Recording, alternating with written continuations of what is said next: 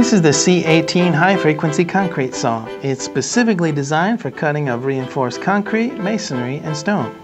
It uses a 457mm or 18-inch diamond blade to achieve up to 175mm or 6 7/8 inch depth of cut.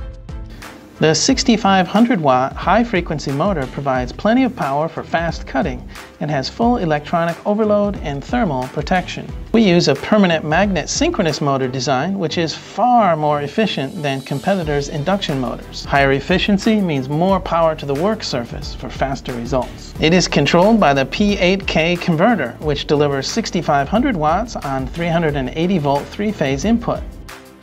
It has an LCD display with information and error codes. In cases where three-phase power is not available, it can also run on 220-volt single-phase input at reduced power, using the single-phase adapter cable, which will limit the power input to 16 amps or 3700 watts. If a 32 amp or larger breaker is available, it can be wired directly to the breaker for up to 5,000 watts on single phase. To do this, remove the CEE plug from the converter's power supply cable, then connect the L1 brown and L2 black wires to the breaker, leaving the L3 gray wire unconnected.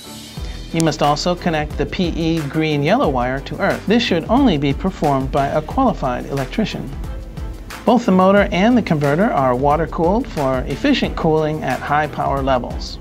This machine must always be used with water cooling. If water is not used, it will very quickly overheat and will display the E8 overheat error code.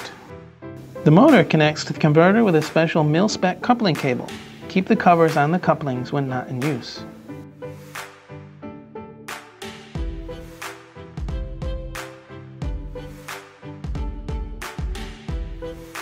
The LED load warning lamp alerts the operator to load conditions. The handles are strategically designed to allow comfortable handholds for a variety of positions as needed for a vertical and horizontal cut. The blade guard is adjustable to suit various conditions and is locked with this lever.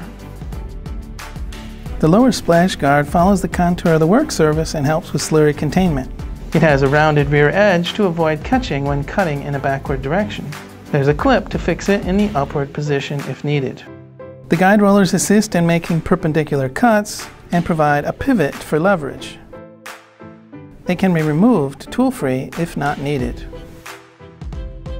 To mount the blade, note the direction arrow and mount the blade on the inner flange. Mount the outer flange and thread on the arbor bolt. Press the arbor lock button and turn the spindle until the lock engages. Then tighten the arbor bolt. The C18 is suited to perform flush cutting with the flush cutting flange kit fitted. The blade guard has 4 toggle latches for quick opening and closing of the blade guard. This is especially convenient if the operator has to switch between standard cutting and flush cutting often. The flush cutting blade and flange can be left in place and the operator only needs to open or close the blade guard. Remove the outer water feed hose and place it in the alternate position on the inner blade guard. Remove the guide rollers. Remove the lower splash guard. Remove the 6 screws and 4 toggle latches to open the outer blade guard. Clip the loose hasps into the plastic clips to prevent them from rattling. To set up for flush cutting, remove the standard blade.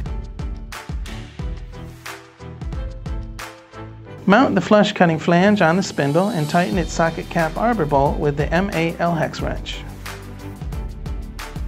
Mount the blade using the 6 socket head cap screws and tighten with the M5 L-hex wrench.